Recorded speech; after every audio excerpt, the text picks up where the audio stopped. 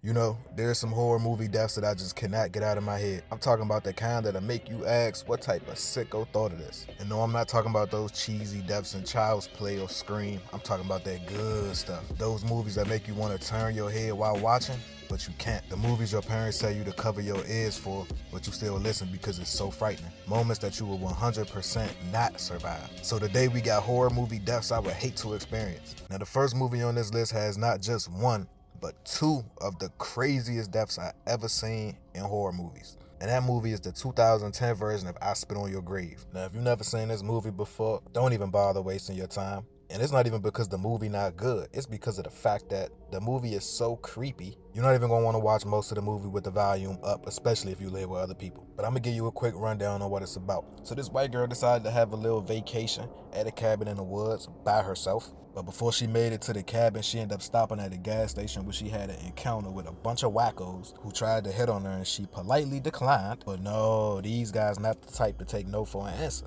So what do? They go to this lady's cabin and are her, and when I say brutally, I mean brutally. I don't even know how she survived this attack in the movie, but ooh, did she get sweet revenge. And you know the worst part about this entire movie is that she called the cops after she got assaulted.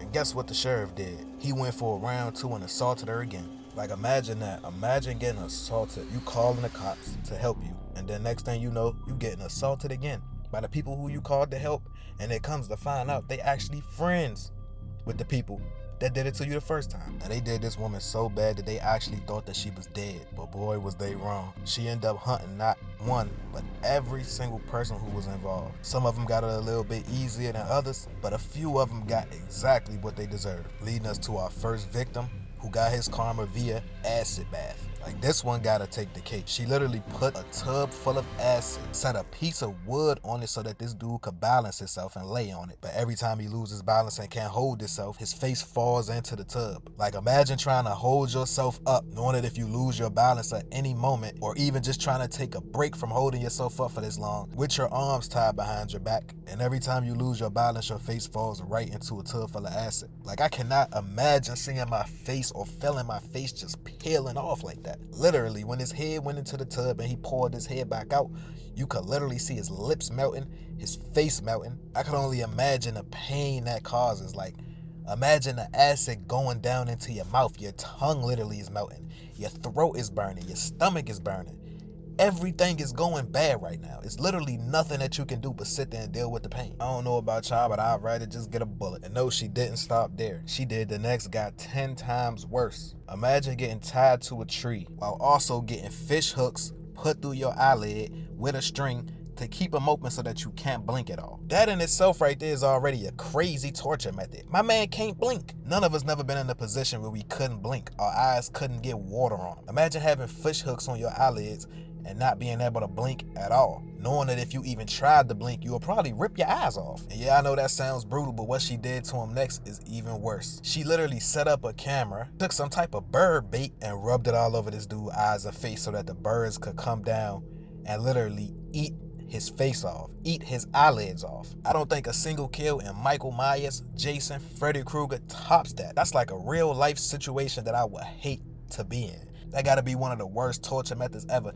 knowing that birds are literally just chewing on your eyes, bro. And there's nothing that you could do to get them off you because they crows, and crows ain't scared of nothing. Now, I wasn't even gonna throw this death in here from the movie, but I have to, for the simple fact that this dude got his meat cut off. And no, it's not just the fact that he got his meat cut off that made me put this in a video. It's the fact that the last thing he tasted was his own meat because she shoved it in his mouth after she cut it off. I don't know about y'all, bro, but I don't never want that to happen to me, bro. Even though he deserved it for what he did to her, I seriously hate for the last thing I ever tasted on this earth was to be my own junk. Like, imagine him and all his homies meeting in the afterlife.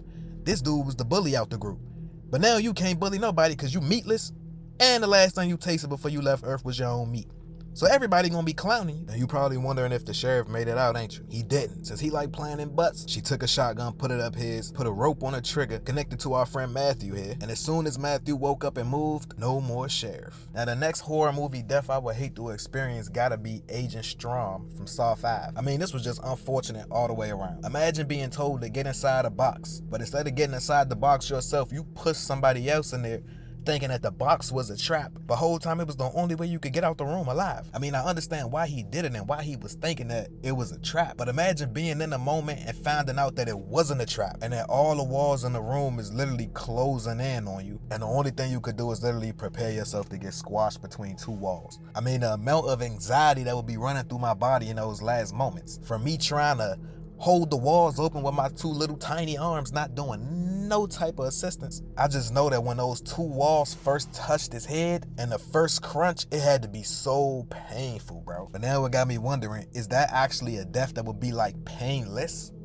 Because I mean, once the wall started crushing you, it was almost instant, right? Saw is one of those movie franchises where every single situation in the movie is just a situation you would never want to be in life. Now, car accidents is something we hear of all the time, but none of us actually want to experience one. Like, think about it. How many times have you been in a situation where you driving beside a big truck or two big trucks and you in the middle and you feel like, damn, what would happen if these cars just squashed me? Or getting behind a freaking truck full of logs. That's the thing about car accidents. You never know how it's going to play out. You could literally be driving and run into a bird and a car accident happen where 20 different cars is involved. It could literally start raining out of nowhere to where nobody on the road can see. And next thing you know, you got a huge car accident. Like, the thing that make car accidents so scary is the part where you lose control of your vehicle. It's so frightening just thinking about losing control of your vehicle and seeing other cars driving towards you knowing that they're about to hit you. So I got to get his next spot to Final Destination, and Final Destination 2 to be exact. That log scene got to be one of the most craziest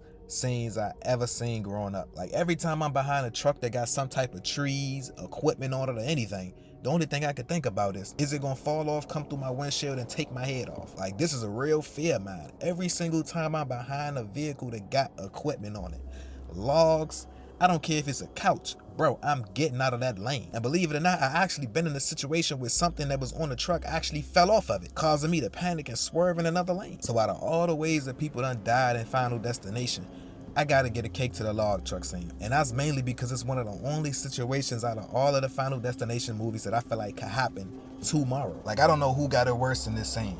Was it the sheriff who got his head taken off from the log coming through his windshield? Or was it the motorcyclist who got smashed by the car? Like, imagine being on a bike in a multi-car accident. You got the least shield and protection from everybody. I mean, the only benefit to being on a bike could be that you instantly fall off of it when you lose control. But then you just at the fate of whatever happens to hit you after that. Like, if you don't get thrown off the road, it is no way you getting up and running out of the way of all these vehicles that's coming towards you. So I would really like to know who y'all think had it the worst in this scene. Because no matter which way you think about it, they both got messed up. Neither one of them get a body for their funeral. That's crazy. The only thing left of my remains is mush all over the highway. I literally got a cross hanging up on my mirror in my car, just so I'm protected by the Lord. But yeah, those are some horror movie deaths I would hate to experience. If y'all want a part 2, let me know, because I done watched a lot of crazy movies and I could bring y'all a way longer video. But today I didn't want to make it too long because I didn't know if y'all was going to enjoy this type of content or not. If y'all do, make sure y'all drop a like, subscribe to the channel, and also let me know in the comment section what type of videos y'all want to see next. Halloween right around the corner, so if y'all want to see more scary content, let me know in the comments, and I will see y'all in my next video.